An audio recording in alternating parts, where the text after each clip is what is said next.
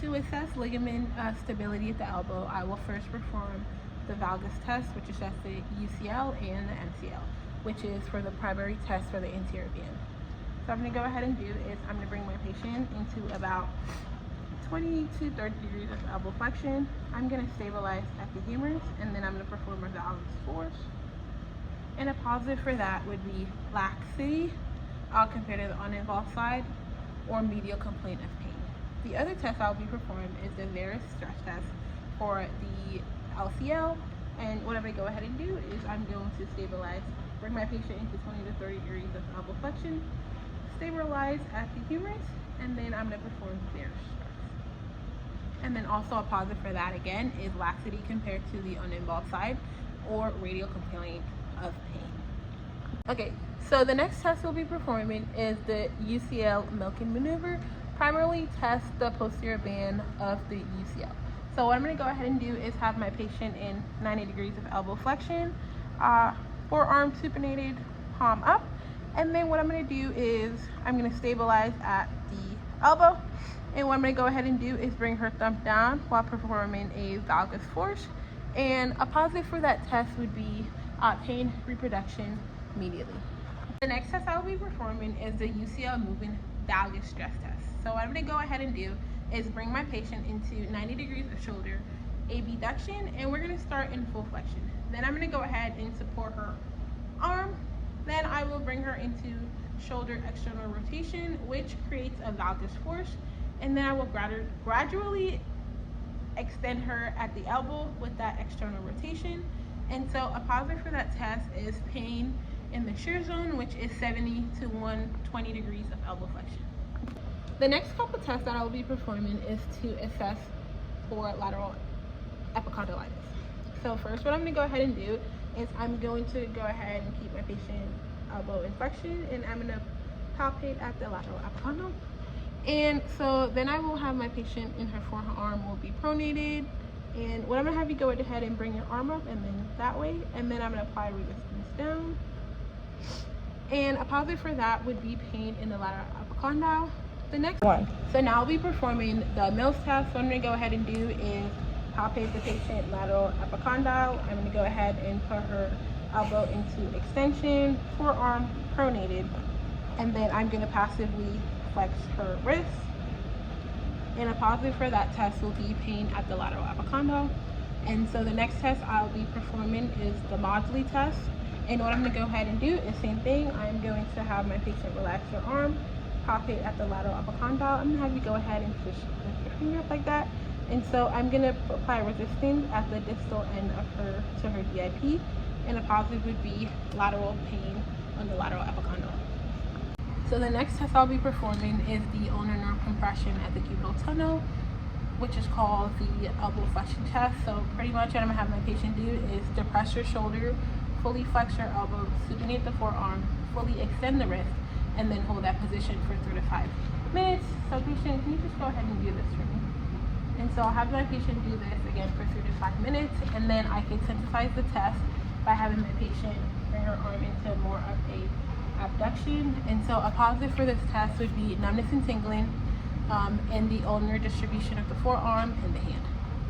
The next test I'll be perform is to assess ulnar nerve irritation at the cubital tunnel, and this test is called the Tunnel sign. So what I'm going to have my patient do is go ahead and relax, and what we're going to go ahead and do is I'm going to find the cubital tunnel between the medial epicondyle and the olecranon, which is right here. And so I'm going to go ahead and tap that 6 times. And then a positive for that test would be reproduction of their specific complaint or numbness and tingling in the ulnar distribution. So the next test I will be performing is the pinch grip test. And this test is if I suspect that my patient might have nerve involvement at the anterior interosseous nerves. And so what I'm going to have you go ahead and take your index finger and kind of make the OK sign. So I'm going to observe to make sure that my patient has her tip of her index finger and the tip of her thumb, which is what she has right now. And so a positive for that is if my patient is unable to do tip to tip and she's kind of doing like tip to pad, where she loses what's going on at the IP joint of the thumb, which would mean that there's a problem at the anterior interosseous nerve. So a test that I can perform to assess bone and joint integrity is the axial load and the CMC grind test. So if my patient is complaining of radial side pain or pain at the base of the thumb, so I'm going to have my patient seated with her arm in neutral. I'm going to go ahead and stabilize at the radius, and then I'm going to take her MCP and axial load right through that. And then after that, I will perform the grind test while my patient is in the axial load position, and then I'm going to do a circular motion. And so a positive for that test is if I reproduce the patient complaint or grinding, crepitus, or crunching. The test that I would perform if I'm trying to assess bone integrity and joint integrity is the piano key test. And so I'm going to have my patient hand resting on the table in pronation, and then I'll put my thumb over the distal ulnar joint and push down, which will create a shear force through the distal radial ulnar joint. And so a positive for that would be reproduction of patient complaint compared to the uninvolved to the involved side. The next test I will be performing is the ulnar collateral ligament stress test for the thumb. So I'm going to go ahead and do is I'm going to hold the CMC joint at about 30 degrees of flexion, and then I'm going to stabilize there, and then I will provide a stress at the ulnar collateral ligament. And so a positive for that test would be reproduction of pain or excessive motion. So if I'm able to take it into excessive motion beyond 30 degrees, that would mean that there's a partial tear, and also I would compare the involved to the uninvolved side. Another test that we can perform to assess to see if there's any TFCC problem is the press test or the sit to stand test. And so patient, what I'm gonna have you go ahead is put your hand on the armrest, and I'm gonna just have you kind of just push yourself up, like lift yourself up. Good. And so a positive for that test would be reproduction of ulnar side pain. So another test that we can assess if I suspect that my patient might have some TFCC issues is the wrist hand supination lift test. So patient, I'm gonna have you go ahead and kind of just put your hand under the table, forearm like that. I'm just gonna have you lift up. Good. And so a positive for that test would be ulnar-sided pain or reproduction of ulnar-sided pain of patient complaint. Okay, so the next test that I'll be performing is the wrist and hand ulnar imbaction test, and also the load test. So what I'm going to go ahead and do is I'm going to bring my patient into elbow flexion with her elbow resting on the table, and then I'm going to bring her into ulnar deviation, and then I'm going to axially load, creating an impact through the 4th and 5th metacarpal. And a positive for that test would be reproduction of complaint and ulnar sided wrist pain. And so the next test will be the load test, which I'm going to keep her in that ulnar deviation and that axial load while I bring her into wrist flexion and extension. And so a positive for that test would be ulnar sided pain, crepitus, or clicking. So the next test I'll be performing is the Bonnell-Littler test, which is to determine if there's any limitation in the PIP, which could be due to either intrinsic muscles or joint tightness. So first I have my patient with her forearm on the table, and then I'm going to take her MCP, and I'm going to have that in neutral and stabilize that, and then I'm going to passively flex her PIP. And so if I see that when I flex her PIP the first time, there is some limitation, I cannot differentiate if the limitation is due to capsular tightness or intrinsic muscles. So then I would do that again. I would go ahead and bring her into slight flexion, and then I would do that motion again, reassessing her PIP. And so if I get more motion, the problem was due to tight intrinsic muscle, but if the limitation is the same, that would mean that there's some stiffness or tightness in the joint capsule itself. Okay, so the next test I'll be doing is the Haynes and Coley test, which is to check tightness at the DIP to see if it's due to joint or ligament, or if it's like the oblique retinacular ligament that might be tight. So what I'm going to go ahead and do is I'm going to take the PIP and I'm going to put that in extension, and then I'm going to passively flex the DIP. And so while doing that, if I observe that there might be some tightness, I can't tell the difference if it's due to the joint capsule or ligament.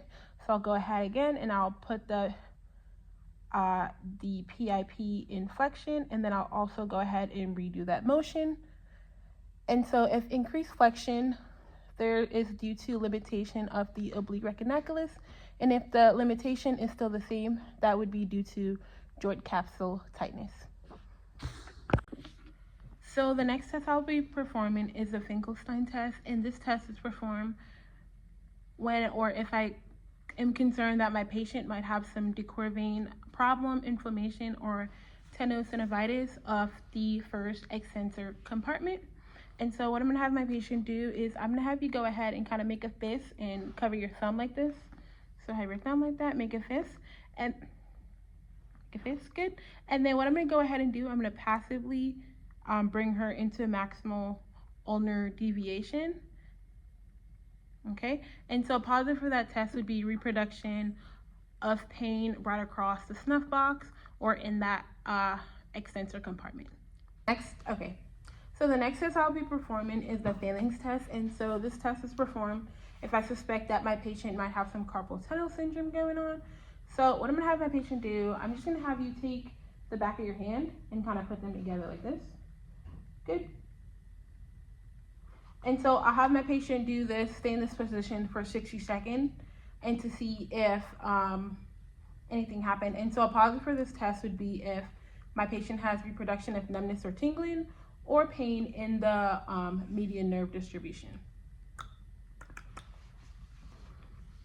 So the next test I'll be performed is the reverse phalanx test. And so what I'm gonna have my patient do is I'm gonna have you go ahead and put your palms together like you're doing like praying.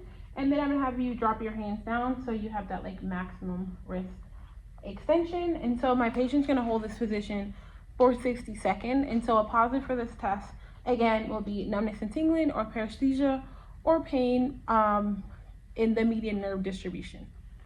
The test I'll be performing is the Tenel-Stein test. And so what I'm first do is I'm gonna find where the median nerve run. And so I'm gonna go ahead and tap over that. And so a positive for that would be reproduction of paresthesia and tingling distally in that region. The next test I'll be performing is a test to assess the ulnar nerve. So if I suspect that my patient might have some ulnar nerve injury. And so what I'm going to go ahead and do is I just want you to, so I'm going to put this paper under your finger and I want you to just hold it down. Okay. Don't let me move it. Okay, cool. Just to hold it down against your hand. And so what I'll do is I'll pull. Good.